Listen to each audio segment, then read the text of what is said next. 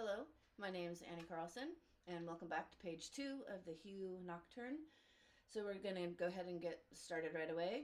And this page is different from the first page because the first page had kind of neat and tidy scales. This one doesn't really, which is kind of normal for composers to add more accidentals and stuff as they develop the piece, the composition.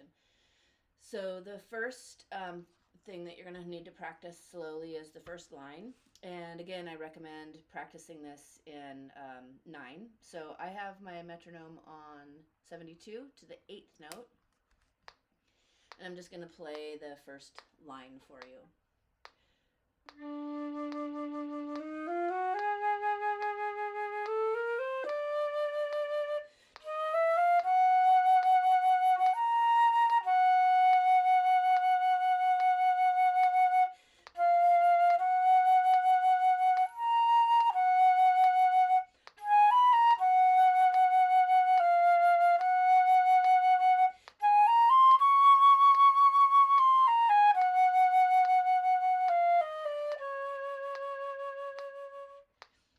So that's just the first line in 9.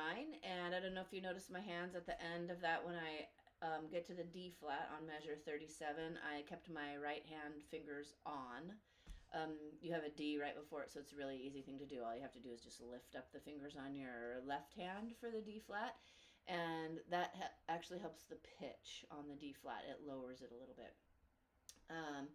So then the next 2 scales, actually it's 3 scales, are down measure 54. And measures 54 and 55 are a neat and tidy scale. So this is A flat. So you can see they've taken out the G naturals, and it doesn't start on an A flat, but that's what it is. And then the second time he repeats that scale, it's actually with double tonguing. And so I wanted to talk about how I teach my students how to double tongue. And so the first thing that I do is, again, metronome really slowly, and I practice just with all goos. I don't really use tuku, I use dugu. I like it more legato sounding, and I especially, sometimes not, it depends on the piece, but this piece is pretty lyrical and more legato, and so I would that would be my goal for the double tonguing for this. So this is measures 56 and 57, all goo.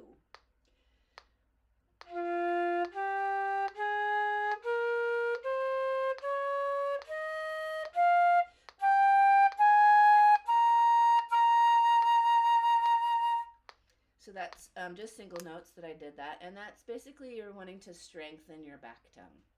You want that back tongue to sound like your front tongue. And if it sounds different, then if you get it faster, it's not going to get any better. So you need to work on it slowly, just like everything at first. So then once I got that faster, oh, one more thing about double tonguing. Give yourself a lot of breaks because you're using a new muscle back there in the back tongue if you haven't done this very often. And it's going to feel like kind of a log in your mouth if you do it too much, and you won't really be able to make very much progress. So this could be something that you come back to repeatedly to get used to using that muscle. Okay, so the next step in this process of double tonguing is do goo. So it's backwards. And again, the idea here is to strengthen that back tongue so that it sounds more like your front tongue, which you're used to using.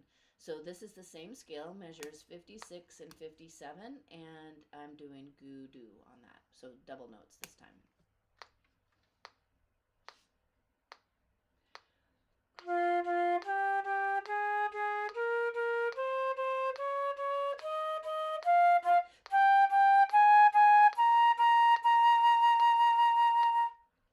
And then you just keep building the speed on that scale little by little. If you hit a brick wall, just mark where you get, and then the next day start slower again, and then see if you can get past the metronome marking the next day that you practice. This is kind of cumulative. It's you can't go from this little metronome marking to this metronome marking. You have to build up. Otherwise, probably what's going to happen is you might get something like this in there.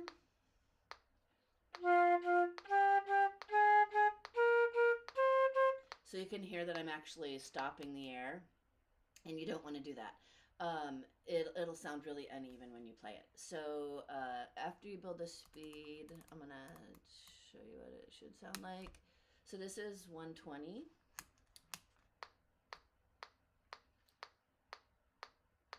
Measures 56 and 57 again.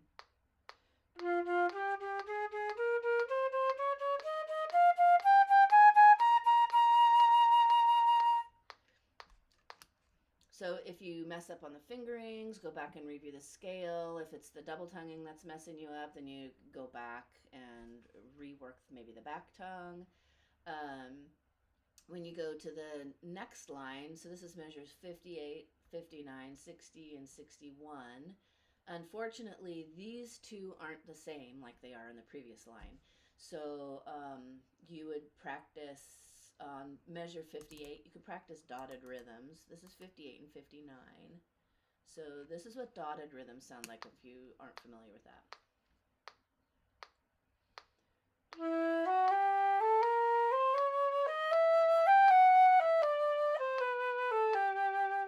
And then actually learning measures 60 and 61, I would maybe use dotted rhythms there too, although that scale in measures 60 and 61 is a G major scale. Easier key signature, so you might not have to use that. It just starts on an F sharp instead of a G. Okay, so the flip-flop way of the dotted rhythms, it sounds like this. Sometimes that's a little harder to get.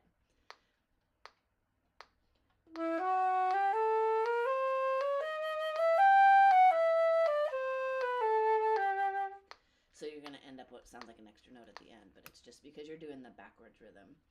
So a couple more rhythms that I like to do to change it up, and just basically when you have a slow note or notes on there, it kind of gives your mind a little bit of a rest and to think about what's coming next. So this is another thing that I do.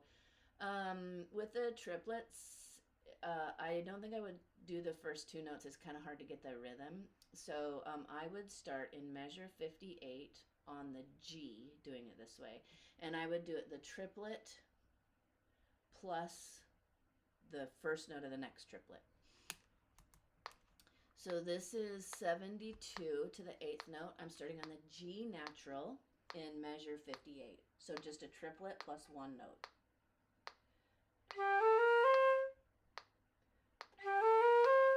And then you can do the next one. So this one starts on the B sharp.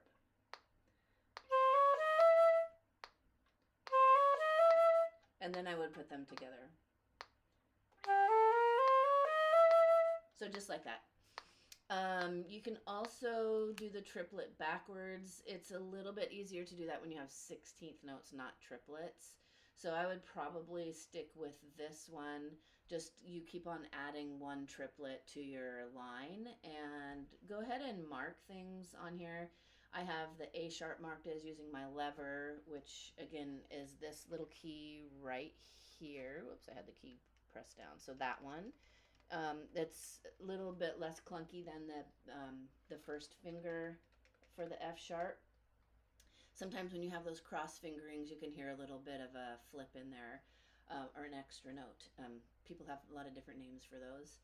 So again, for measures 60 and 61, I would go ahead and practice the double tonguing the same way as 56 and 57. And then build the speed with your metronome. And I wanted to go through and talk about the words, because there are a lot of words for tempo markings on this.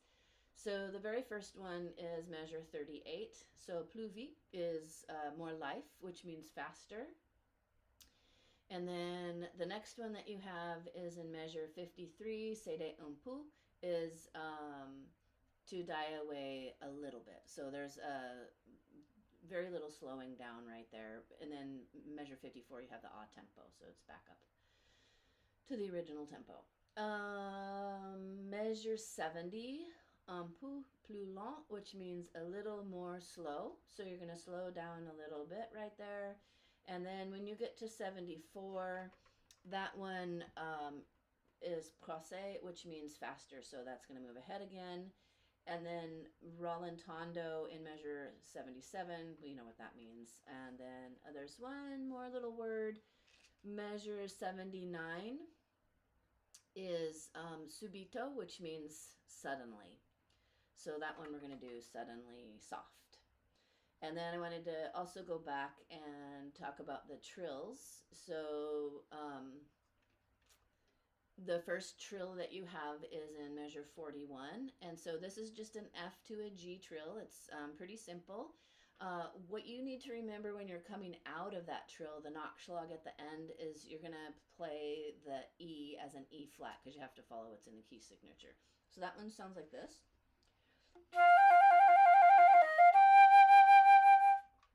And then the next one is measure 45. So this is a C to a D flat. And then the B flat is the Nachschlag that you're going to come out of this trill with. So on that one, you're definitely going to want to use your B flat thumb key because it goes by pretty quickly. So for me, this is a trill that I can use my C sharp trill, which is this second key right here, because that makes a C sharp or a D flat. If you don't have that one, then you're just going to need to use the first finger right here. C sharp trill. So the C sharp trill just makes it, number one, it's easier, and then number two is a little more in tune. Trills aren't always in tune anyway. But 50 is the next one, so that's B flat to C, and then the Nachschlag, the first note is an A flat because that's in the key signature. So this is measure 50, the trill.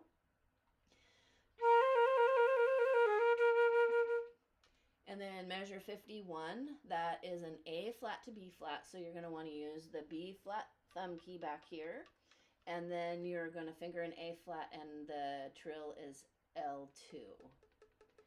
And then you're going to come out of it with a G and an A flat again. And this one's just a little bit tricky because it ends on the same note as the second note in the Nachschlag.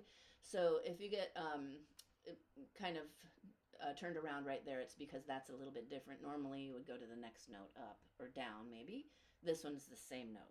So this is what this one sounds like. Measure 51, A flat to B flat.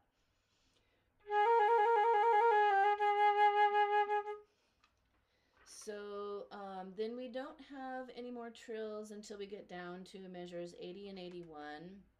I'm not going to play those for you. Those are pretty simple. So it's just A to B, and it's L2. Don't need to have your B flat thumb key on. And the reason why is because if you look up above, it says TR and a little natural sign. And that natural sign tells you that you're going to trill to the natural instead of the flat, which is in the key signature. And my edition, and I don't know if this is the case for IMSLP because I can't see my bottom line in it. So I bought the Little Piper edition for this. And between measures 81 and 82, it has you tonguing the downbeat of measure 82, which is the beginning of the cadenza. And I'm going to say I would recommend not tonguing that note. I would recommend having a tie right there. And the reason why is if you look in the score, so you look at the piano part has all of those measures tied together. And that is just basically the end of the previous part. And then the E is the beginning of the cadenza. So that's that. So I'm going to go ahead and play this again with the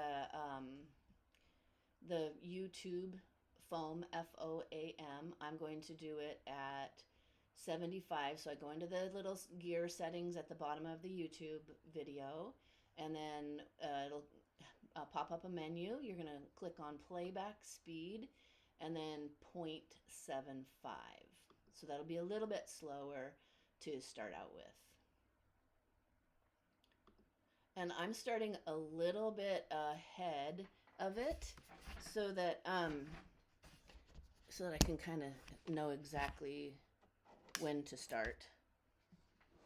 So I think the recording starts at the A tempo, which is where we ended last week on page 1, 28, 29, 30. Yeah, so that's where it starts. But I'll start playing at measure 33. I'm going to stop it at the beginning of the cadenza, and the cadenza will be separate. I'll talk about that in a minute.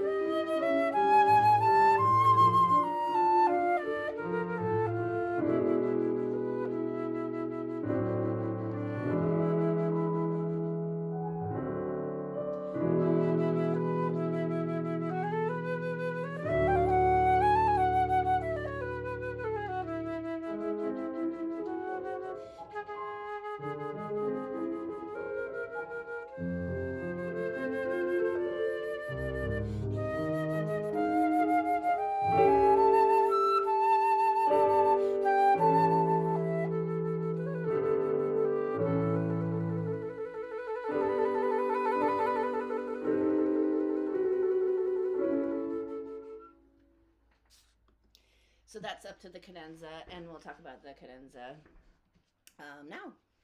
So this cadenza is nice because they're all threes until you get to the very last run, and I do that one in fives. So the way I practice this is with the metronome, like normal, and I put the metronome on the 8th note, so each click is going to get a 3. So I'll play it for you in a second. And then even though the 9s are going to be a little faster when I actually end up playing it, I will just do them all the same, and I'll build the speed with my metronome. And the reason you do this at the beginning is just so that you gain control of the notes. You can use loops like I recommended last week, and then also for this scale at the very end. That's nice because it's just a G major scale. It doesn't start on a G, it starts on an E natural. So that makes it not a very hard scale to get it kind of fast. And you do want to have it fast to go into the downbeat at measure 84, which is the top of page 3. So one of the things you need to do for that last scale too is I put my B flat thumb key on after I play the C in the middle. And the reason why is because the downbeat of 84 is a B flat, and you just want to have it on for there, and you don't want to be fumbling around with what fingering am I going to do for B flat. So you don't have to use the B flat. It's just what I prefer to use, and it makes for a really smooth transition. But you have to practice putting it on in the middle of that run, and you can't put it on before the C because the note before the C is a B natural. Okay, so here is the metronome on eighth notes, and you can break this down into pieces. You can do threes, 3+1s like I did earlier. You can do the six, but I'm just going to play the whole thing through once, not the five. I'll do that separate so that you can hear what I'm talking about. So this is 72, and each click, maybe 72, there we go, each click gets 3. Oh, my metronome is 40 years old. Okay, here is the cadenza. I'm starting on the E.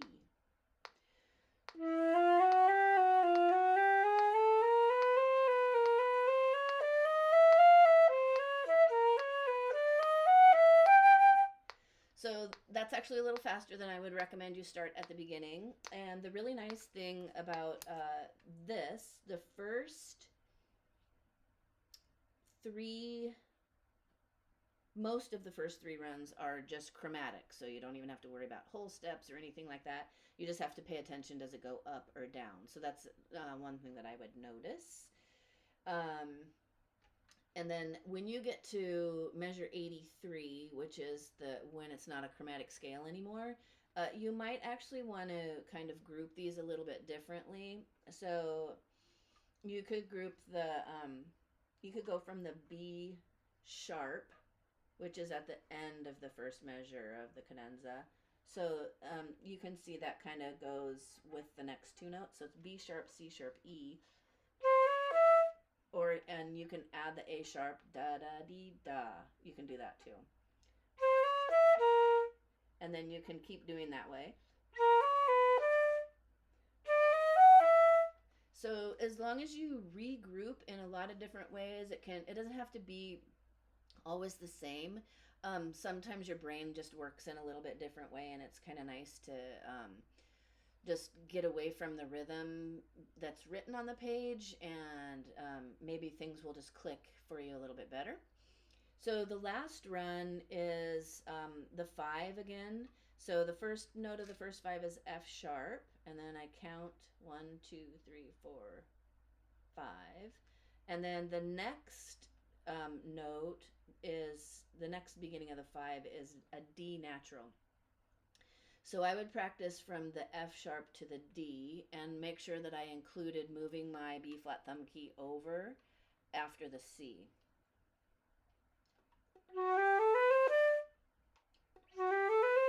And use the metronome to get gradually faster. And then I would start on the D and go up to the B flat.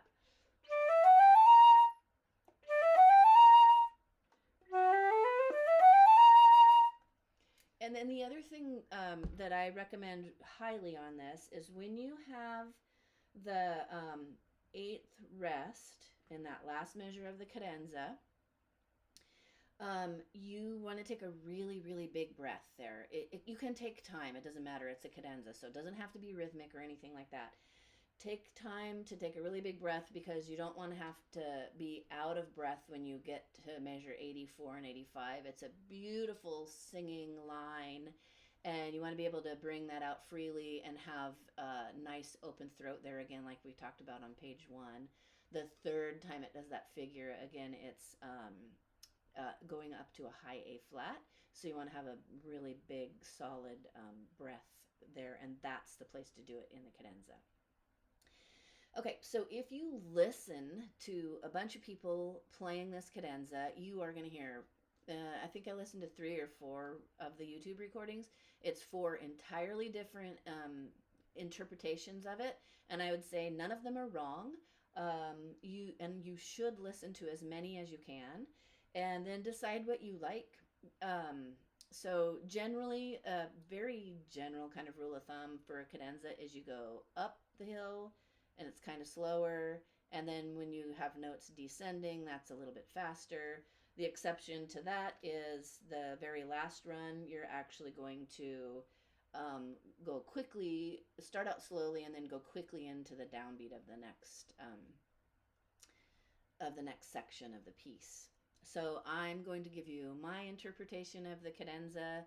I'm going to start out slowly and go a little bit quicker, and then in the middle I'll slow down a little bit when it makes that turn at around the double bar between 82 and 83, right around that bar line. And then I'll slow down for my big breath on the eighth rest, and then I'll start a little bit slow and then go fast. But again, you can do whatever you want as long as you make it convincing and clean with, because you've practiced the eighth note triplets.